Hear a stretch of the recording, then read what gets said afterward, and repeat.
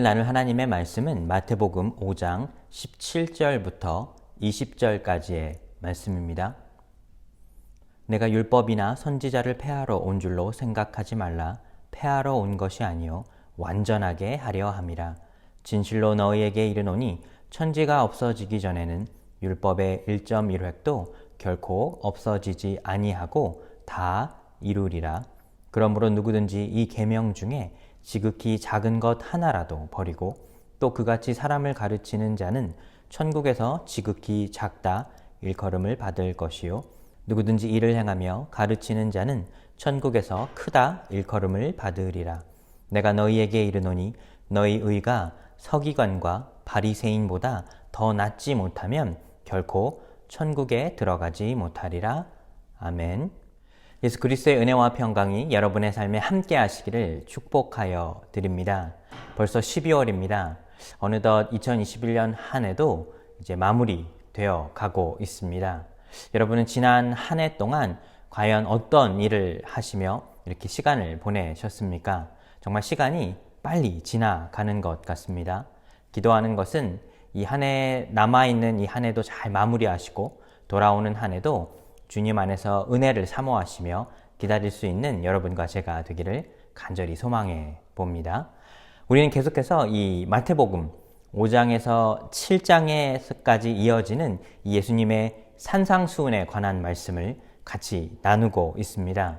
산상수훈 그 말 그대로 예수님께서 산 위에 올라가셔서 제자들에게 가르쳐 주신 말씀입니다. 사실 이 모습은 구약의 모세의 모습과 굉장히 닮아 있습니다.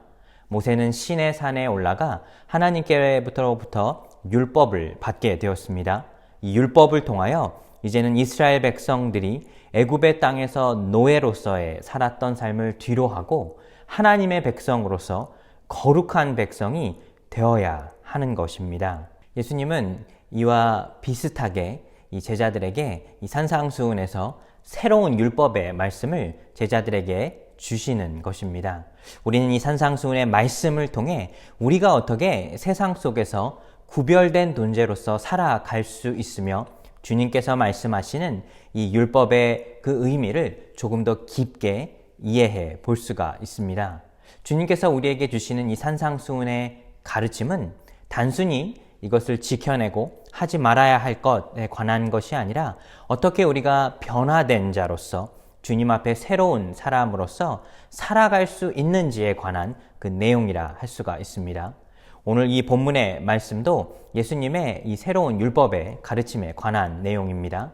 오늘 본문 5장 17절의 말씀을 보시면 내가 율법이나 선지자를 폐하러 온 줄로 생각하지 말라.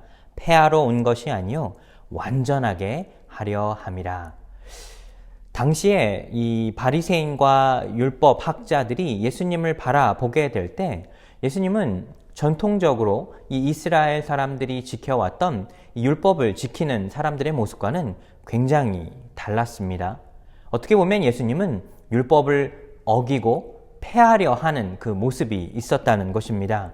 예수님은 안식일을 범하거나 죄인들과 함께 어울리기도 했으며 그들과 함께 식사까지 하는 모습을 보이게 되었는데 이 모습들이 경건한 이 유대 율법 학자들이나 바리새인들 입장에서는 율법을 폐하는 자, 율법을 폐하는 이 선생 랍비의 모습이라는 것입니다. 그래서 종종 예수님은 이 제자들과 함께 하나님의 말씀을 폐하려 한다, 또 이교도라는 말까지 듣게 되는 것입니다. 근데 예수님은 오늘 이 산상수훈의 말씀에서 율법을 폐하러 온 것이 아니라 그것을 완전하게 하려 함이라 라고 말씀하고 계십니다. 여기서 우리는 한 가지를 분명히 이해해야 합니다. 율법이 과연 무엇일까요? 율법은 하나님과 인간과의 관계 안에서 반드시 지켜내야 할 언약, 즉 약속이라는 것입니다. 우리가 이 약속을 지켜내게 된다면 율법을 지켜내는 것이고 이 약속을 어기게 된다면 하나님의 율법을 어기게 되는 것입니다. 그런데 하나님의 율법은 세상의 법과는 차이가 있습니다. 하나님께서는 그의 백성들이 세상 속에 살아가면서 구별된 존재로서 경건한 자의 삶을 살기 위해 이 율법의 말씀을 주신 것입니다. 그런데 이 유대의 율법의 역사는 어떻게 보면 점점 폐쇄돼 가고 점점 타락해가는 모습이었습니다. 유대 율법학자들은 이 모세의 율법을 받은 그 이후로부터 10계명의 조항을 세분화하기 시작했습니다. 그리고 예수님 때에 이르게 되었을 때는 613개의 이 조항이 생기게 되었습니다. 즉 하나님의 이 율법 10계명을 지키기 위해서 613개의 계명이 생겨나게 된 것입니다. 하나님의 율법을 잘 지켜내기 위해서 더 많은 율법들을 만들어 버린 것입니다. 그리고 율법주의자가 되어서 이 율법의 목적을 잃어버린 채 겉으로 보여지는 이 율법의 형식 안에만 갇혀 있게 된 것입니다. 그래서 이 율법학자와 이 바리새인들은 예수님께서 안식일 날에 이 병든 자를 치료해 주셨을 때 이 병든 자가 죽음에서 살아난 것에 기뻐하는 것이 아니라 예수님께서 안식일을 범하셨다라고 하는 율법주의에 갇혀 버리게 된 것입니다. 즉 율법의 본질을 잃어버린 채 그 형식 속에 스스로가 갇혀 있게 된 것입니다. 오늘날 우리 기독교인들의 모습도 우리는 이런 율법주의를 늘 주의해야 합니다. 하나님 앞에 이 율법을 잘 지키는 것도 중요하지만 내가 율법을 잘 지켜냄으로써 인해 다른 사람들을 정죄하거나 내가 다른 사람들보다 더 경건한 자가 될 수가 없다는 사실입니다. 율법은 우리 자신을 비추는 거울과도 같습니다.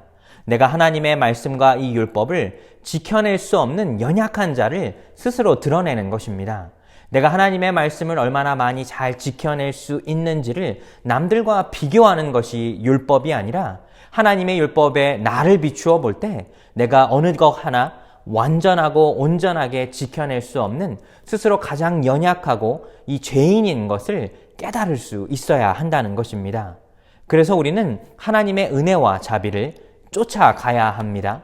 율법은 우리를 작은 자의 모습으로 드러내 주는 것입니다. 예수님은 이 산상수훈의 이 말씀을 통하여 이 율법이 우리가 반드시 지켜내야 거룩해지는 것이 아니라 이 율법을 통하여 하나님의 은혜와 자비를 구함으로써 인해 이 복음의 본질을, 이 복음을 통해 율법이 완성되는 것을 깨닫게 해준다는 것입니다.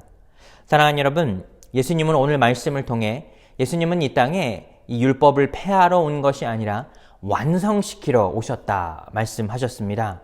완전하다라는 이 말의 뜻이 완성시키다라는 뜻입니다.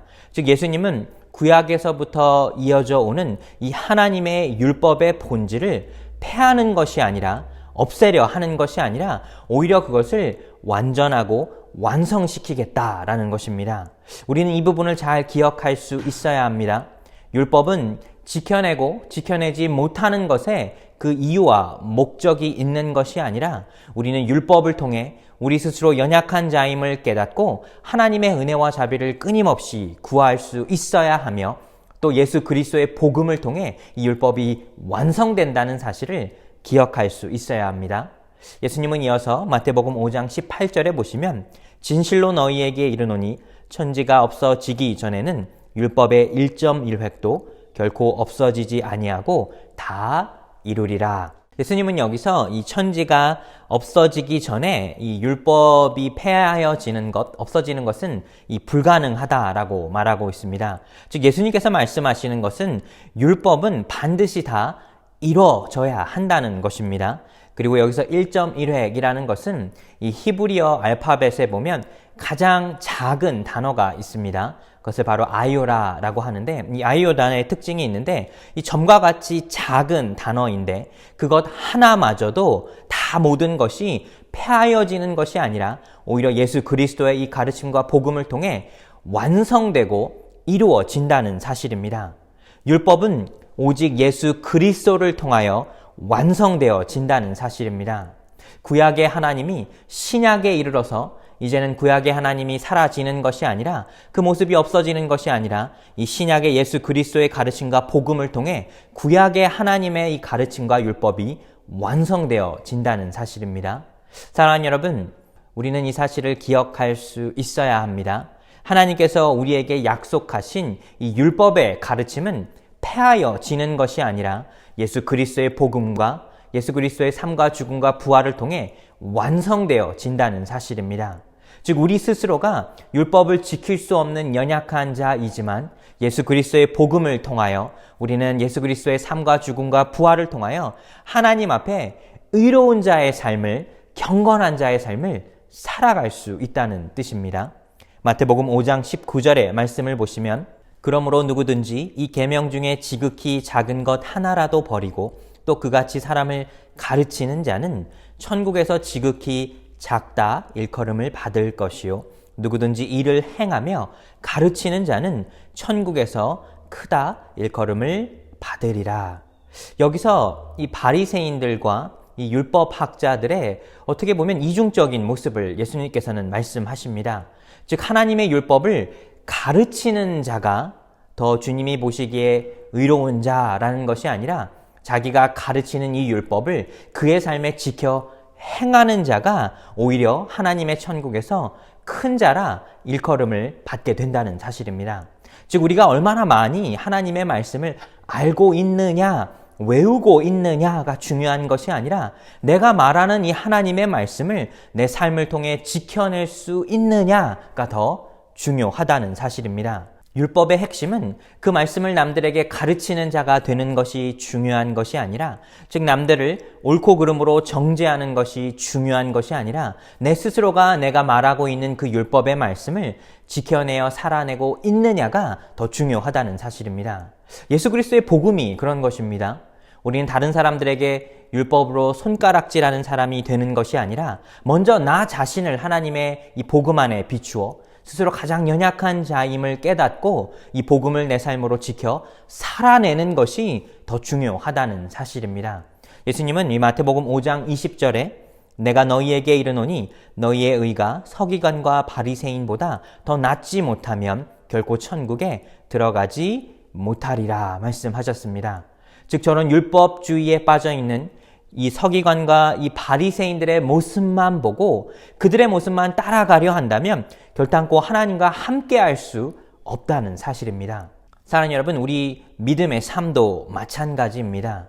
우리는 얼마나 많이 하나님의 말씀을 알고 있는지, 율법을 내가 잘 지켜내고 있는지가 중요한 것이 아니라 이 율법의 말씀이 내 삶을 통해 드러나고 있는가, 내가 예수 그리스도의 복음 안에서 그 은혜와 사랑이 내 삶을 통해 증거되고 있는지가 더 중요하다는 사실입니다.